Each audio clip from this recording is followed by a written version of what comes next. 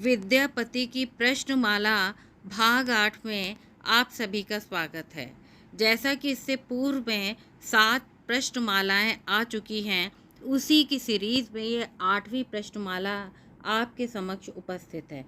विद्यापति एक बहुत महत्वपूर्ण कवि हैं जो कि आदिकाल के हैं और हम सभी जानते हैं कि प्रत्येक प्रतियोगी परीक्षा में या बीए एमए में विद्यापति पर प्रश्न अवश्य ही पूछे जाते हैं।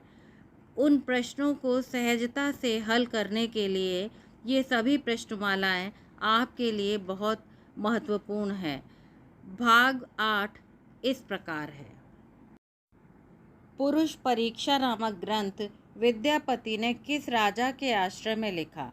राजा शिव सिंह, राजा देवी सिंह, भैरव सिंह और कीर्ति सिंह। सही उत्तर है राजा भैरव सिंह। विद्यापति के पिता गणपति ठाकुर किस राजा के दरबार में मंत्री थे? गणेश्वर, राजा कीर्ति सिंह, राजा देवी सिंह, राजा शिव सिंह। सही उत्तर है राजा देवी सिंह के दरबार में विद्यापति के पिता गणपति ठाकुर मंत्री हुआ करते थे। अगला प्रश्न है, वे सब के सब वैष्णव भक्त हैं। पदावली के संबंध में यह कथन किसका है? Acharya Ramchandra Shukla, sir George Grierson, doctor Ram Kumar Verma, doctor Janardan Mishra. सही उत्तर है सर जॉर्ज ग्रियर्सन। मरनक बेरे हरि कोई न पूछे, करम संग चली जाए। इस पंक्ति में कौन सा रस है? भक्ति रस, श्रृंगार रस, शांत रस अथवा करुण रस? इस पंक्ति में शांत रस स्पष्ट रूप से दिखाई दे रहा है।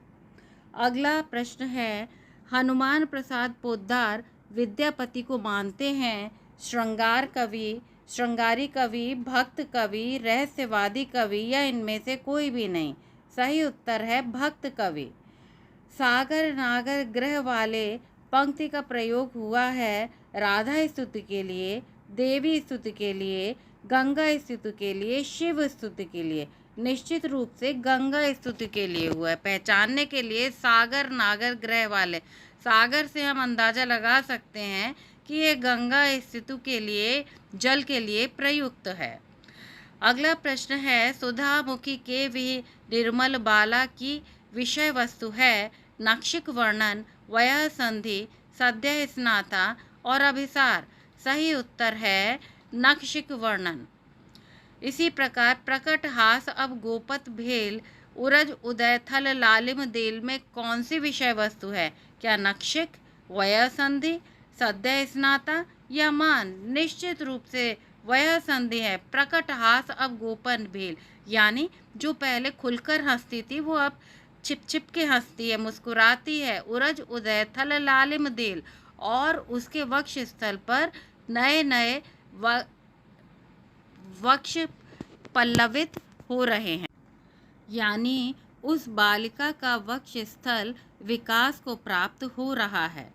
अगला प्रश्न है, चिकुर गरय जलधारा, जनिमुख ससीडर रोए अंधारा की विषय वस्तु क्या है? वयः संधि, नक्षिक वर्णन, सद्य स्नाता और फिर है।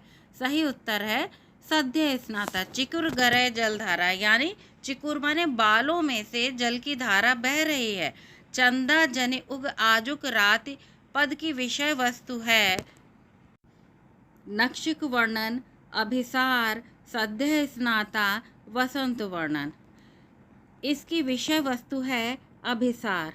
आजुक रात चंदा जन उग, आज की रात में हे चंद्रमा तुम उगना मत। इसी प्रकार के अन्य प्रश्नों को जानने भाग 9 को अवश्य देखें।